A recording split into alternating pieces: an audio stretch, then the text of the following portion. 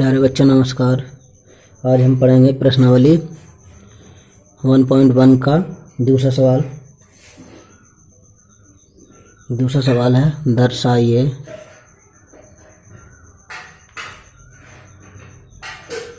कि कोई भी धनात्मक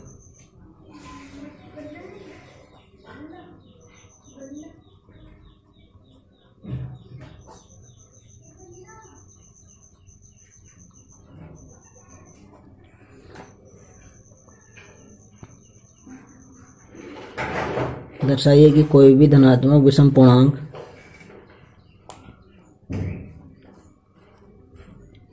सिक्स क्यू प्लस 1 या 6q प्लस 3 या 6q प्लस 5 के रूप का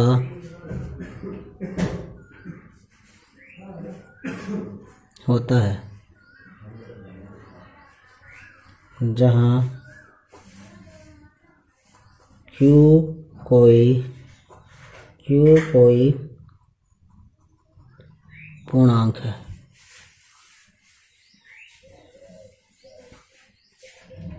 अब इसको हम हल करेंगे।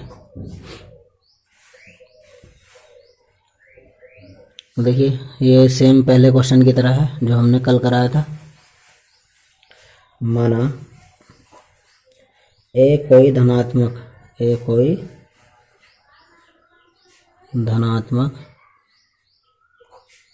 पूर्णांक है, ठीक,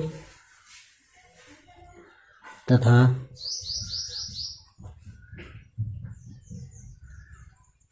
b बराबर 6 है। ठीक, ये हमने मान लिया कि ए कोई धनात्मक पूर्णांक है और b बराबर 6 है। तो देखिए, यूक्लिड विभाजन एल्गोरिथम से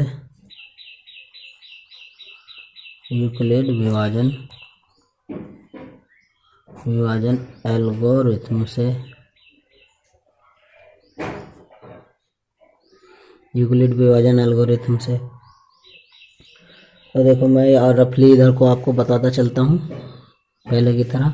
तो 6 से हम जब भाग देंगे a को, तो हमारा भागफल q मान लिया आएगा, q भागफल, और शेषफल r होगा, माना शेषफल r बचेगा। तो अभी मैंने कई बार बता चुका हूँ और एक बार फिर से बता देता हूँ कि भाजक से कम ही हमारा शेषफल बचता है। 6 हमारा क्या है, भाजक है, तो शेषफल 0 बचेगा या 1 बचेगा या 2 बचेगा या 3 बचेगा या 4 बचेगा या 5 बचेगा। ठीक है, तो देखिए, अब यूक्लिड विभाजन एल्गोरिथम से, तो यूक्लिड विभाजन एल्गोरिथम क्या हुआ, a बराबर भाज्य बराबर भाजक गुणा भागफल प्लस शेषफल, जहाँ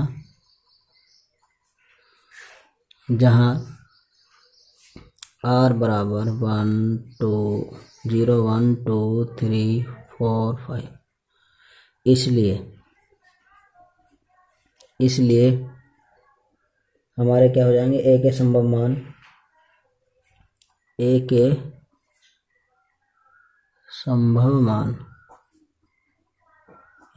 मान क्या हो जाएंगे हमारे,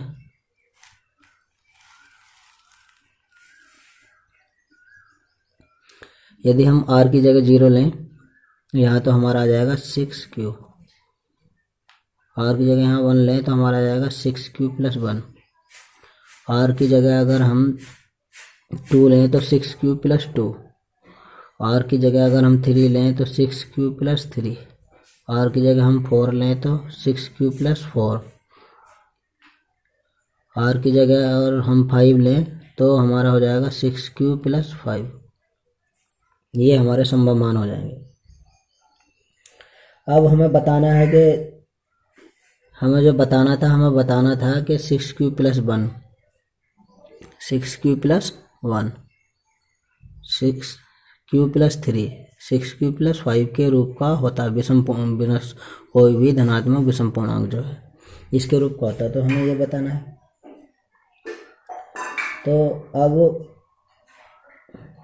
इसमें क्या है, अभी मैं आपको बता देता हूँ, इधर थोड़ा समझते चलेंगे।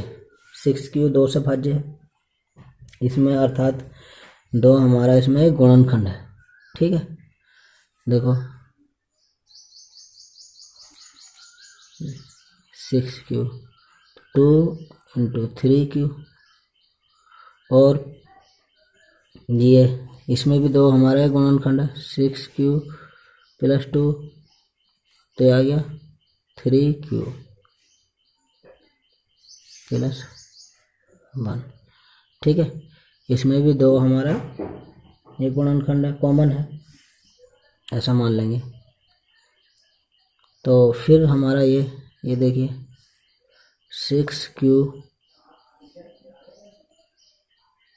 प्लस 4, तो इसमें क्या है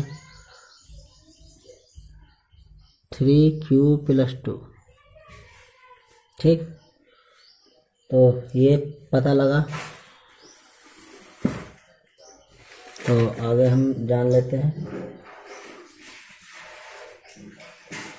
तो इसलिए हमारा क्या हो जाएगा, तो चाहो तो मैं लिख भी देता हूँ,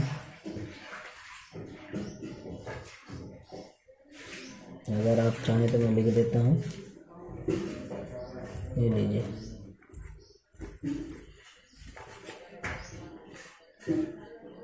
ए बराबर, चूँकि 6 क्यू जो 6 से विभाज्य है, अर्थात सम है, अर्थात सम है। जब ये 6 से विभाज्य है, सम में 2 से भी लिख सकते हैं हमेशा। ठीक है, 2 से विभाज्य है, कोई दिक्कत नहीं, 6 से भी लिख दिया। 6 से तो होगा जब 6 के रूप में सारा कुछ है। 6 क्यू 6 क्यू। ठीक है, अब ए इक्वल टू 6 क्यू प्लस 1 जो 2 से विभाज्य है, तो 2 से लिख देता हूँ मैं। 2 से विभाज्य नहीं है, सॉरी, ये 2 से विभाज्य नहीं है। ठीक है, अब ये 6 क्यू प्लस 2, 6 क्यू प्लस 2 ये क्या है, जो 2 से विभाज्य है, विभाज्य है। ठीक, अब 6 क्यू प्लस 3 जो 2 से विभाज्य, जो 2 से विभाज्य नहीं है। अब 6 क्यू प्लस 4 जो 2 से विभाज्य है। 6 क्यू प्लस 5 जो 2 से विभाज्य नहीं है। ठीक है,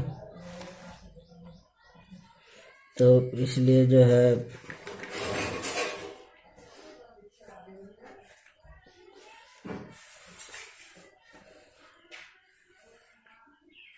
यदि अब मैं लिख देता हूँ, यदि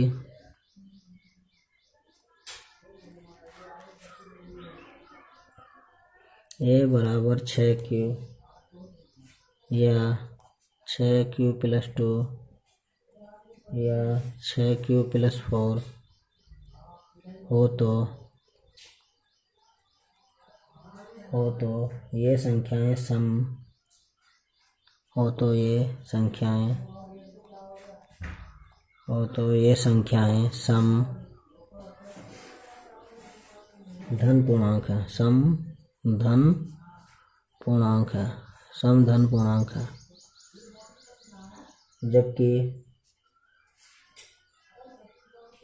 जबकि 6 क्यू प्लस 1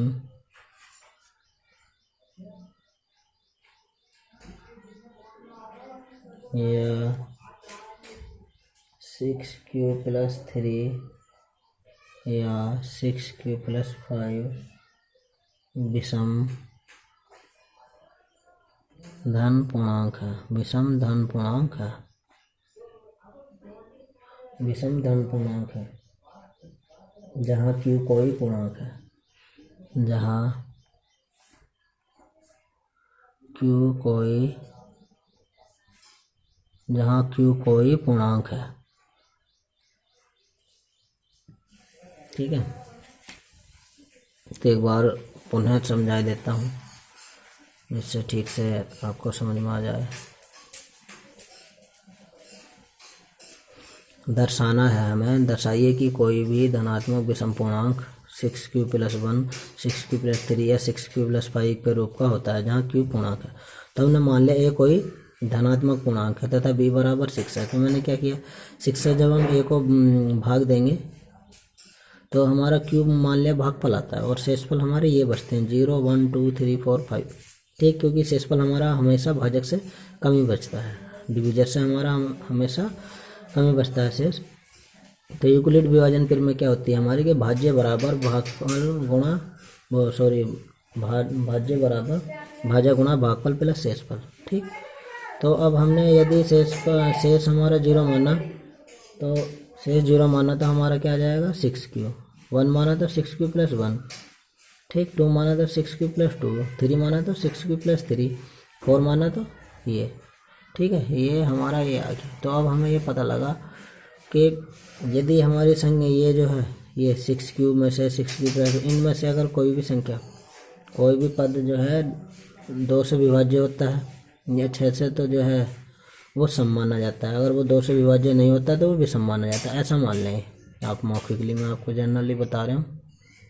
ठीक है, तो इसी प्रकार से ये वाला पद ये और ये हमारे विषम धन पूर्णांक हुए। तो ये और ये विषम धन पूर्णांक हुए, ये हमारे सम धन पूर्णांक हुए 6q + 2, 6q + 4। ठीक है, तो इसलिए हम लिख देंगे कि 6q + 3 या 6q + 5 और 6q + 1, ये पहले 6q + 1, 6q + 3, 6q + 5 एक विषम धन पूर्णांक के रूप का होगा। लास्ट में लिख सकते हैं। ठीक है।